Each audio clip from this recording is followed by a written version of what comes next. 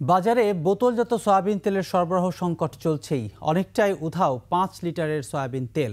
শবে বরাত ঘিরে বেড়েছে দেশি ও ব্রয়লার মুরগির দাম। বিস্তারিত তানজিলা তাসনিমের রিপোর্টে। বোতলজাত সয়াবিন তেলের ভয়াবহ সংকট। দোকানিরা বলছে মিল থেকে সরবরাহ কম। অনেকটাই উধাও 5 লিটারের সয়াবিন তেলের বোতল। খোলা সয়াবিনের কেজি 175 টাকা। তেল কারেন্সি বাজার তেল পাওয়া যাচ্ছে না, তেলটা শর্ট।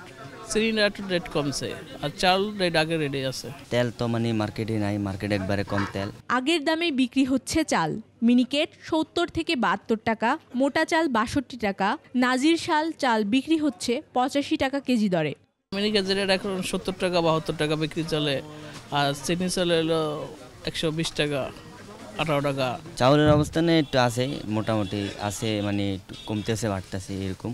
ঢেঁড়স 120, লাউ 50, করলা 60 টাকা কেজি দরে বিক্রি হচ্ছে। পেঁয়াজ 45 থেকে 50 টাকা আর বড় রসুন বিক্রি হচ্ছে 220 টাকা।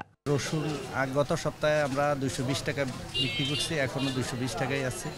আদা আপনার 200 থেকে 220 টাকা চায়নাটা। আজকে যে বাজার দাম আছে কাঁচা সবজির গত সপ্তাহের চেয়ে একটু বেশি। এই সপ্তাহে একটু বেশি দাম, আর নিউ মার্কেটে দাম সবসময় একটু বেশি নেয়। ইলিশ বিক্রি হচ্ছে 2500 টাকা কেজিতে, চিংড়ি 1450, রূপচাঁদা 1100, রুইয়ের কেজি 300 টাকা। ক্যামেরায় ওয়াও, স্টাইল দেখাও, Xenon X21 পারলে ঠেকাও।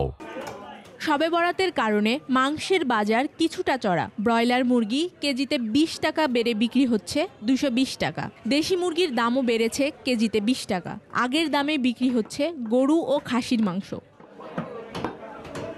তানজিলা তাসনিম, 21 টেলিভিশন, ঢাকা।